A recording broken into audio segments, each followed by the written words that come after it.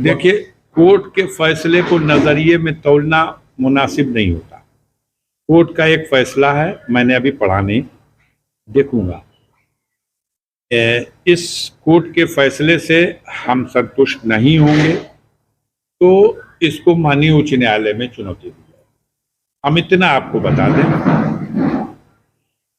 कि मुख्तार अंसारी पिछले लगभग 18 वर्षों से कारागार में हैं। बिना सजा हुए भी तो एक आजीवन कारावास के बराबर वो सजा काट चुके हैं। अब जाहिर सी बात है कि अब इस केस में, जो गैंगस्टर का केस है, इसमें मैक्सिमम 10 साल की सजा जो हो सकती थी वो यहाँ के न्यायालय ने दिया है। अब उनका विवेक, जो पत्रावली पे उनके साथ साक्ष्य थे, उसके हिसाब से अब इसको माननीय उच्च न्यायालय में जब चुनौती है। देखिए, एक बात बताएं, ऐसी परिस्थितियां एक बार 2002-03 में उत्पन्न हुई थी। तब मुख्तार अंसारी के विरुद्ध टांडा कोर्ट दिल्ली में जज थे, उस वक्त ढींगरा साहब बड़े मशहूर जज हुआ करते थे। उन्होंने इसी तरह से 10 साल की सजा मुख्तार अंसारी को टांडा में दी थी और माननीय सर्वोच्च न्यायालय में उस सजा के आदेश को चुनौती दी गई थी, क्योंकि टांडा हाईकोर्ट में नहीं उसको चुनौती, वो हाईकोर्ट के पैरेलल उसके भी हाफ पे ये कोर्ट होती थी, स्पेशल कोर्ट, तो उसको सुप्रीम कोर्ट में चुनौती दी गई। अब माननीय सर्वोच्च न्यायालय ने उन्हें बाइज्जत बरी कर दिया। मुद्दा भी अजीब तरह का है।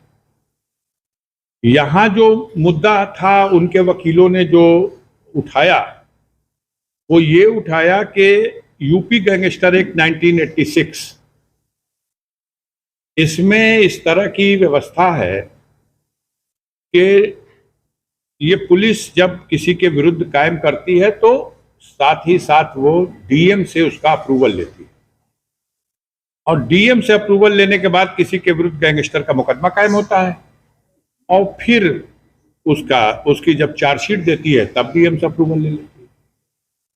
मुख्तार अंसारी के गाजीपुर वाले केस में इतना तो स्पष्ट है कि अप्रूवल डीएम से नहीं लिया गया, यह बिल्कुल स्पष्ट है। यहां पे जब उन लोगों ने यह दरखास्त डाली कि अप्रूवल के बगैर ये केस हमारे विरुद्ध कैसे चलाया जाए, तो यहां न्यायालय ने उनकी एप्लीकेशन खारिज कर दी। वो लोग हाईकोर्ट चले गए। अब ये लीगल इशू डिसाइड होना था 16 तारीख को, और एक दिन पहले यहां 15 तारीख में डिसाइड हो गया। तो वो रिट जो गए थे ये, वो इन्फेक्चुअस हो गई, लेकिन वो विषय डिसाइड नहीं हो सका, वो लीगल इशू डिसाइड नहीं हो सका कि जिसमें बिना अप्रूवल के भी चलाया जा सकता था केस, कि नहीं चलाया जा सकता। एक बात। और दूसरी बात यह है कि यही सेम बिंदु था सुप्रीम कोर्ट में।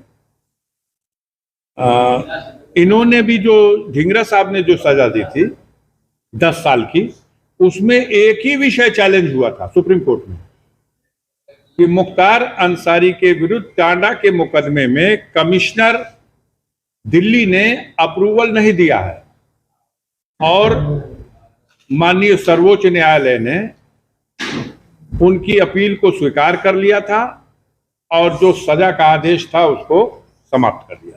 क्या फैसला सुनाने में कोर्ट को जल्दीबाजी थी? अब ये कोर्ट पे सब कोई, मतलब न्यायिक मामलों में इतना नहीं बोला जा सकता। जल्दीबाजी थी, वो लोग मांग रहे थे कि हमको समय दे दीजिए। उनको भी पता था कि 16 को वहां डिसाइड हो जाएगा। अब उसके बाद भी वो चूंकि पहले से तय कर चुके थे कि हम 15 को देंगे, 15 को दे दिए। एक फैसला तो आ गया, और वो फैसला उनके सजा का आ गया। अब बाकी उस फैसले के आधार पर बहुत सा फैसला तो हमारे मीडिया के साथियों ने इसको जिस तरह से प्रचारित किया, वो अपने आप में एक अजीब बात थी। देश में बहुत से ऐसी कार्रवाइयां हो रही हैं, गाजीपुर में भी बहुत से केस ट्रायल हो रहे हैं, लेकिन स्पेशली मुख्तार अंसारी के मामले को जो हाईलाइट किया गया, तो उसको मुझे ये लगता है कि कहीं ना कहीं इसमें राजनीतिक कारण भी मामले को हाईलाइट करने के लिए है। तमाम बयानात आए और लोगों ने उसके लिए खुशी मनाई, वो सब ठीक है। चलिए, मुकदमे हैं और मुकदमे जब न्यायालय में, हमें बस इतना संतुष्ट है कि किसी के विरुद्ध जब आरोप हो तो उस आरोप का परीक्षण न्यायालय में हो और न्याय के मार्ग पर जो उचित हो उसके हिसाब से उसका निस्तारण हो। लेकिन इस देश में वो लोग खुशी मना रहे हैं जिनको इस व्यवस्था पे विश्वास नहीं। अब गुड्डू भाई के ऊपर मुकदमा कायम हो जाए दंगा करने का, फसाद करने का, अब गुड्डू भाई अपने मुकदमे का विचारण कोर्ट में नहीं कराएंगे और अफजाल अंसारी पे मुकदमा कायम हो जाए तो डे बाय डे करा देंगे। ये सब जनता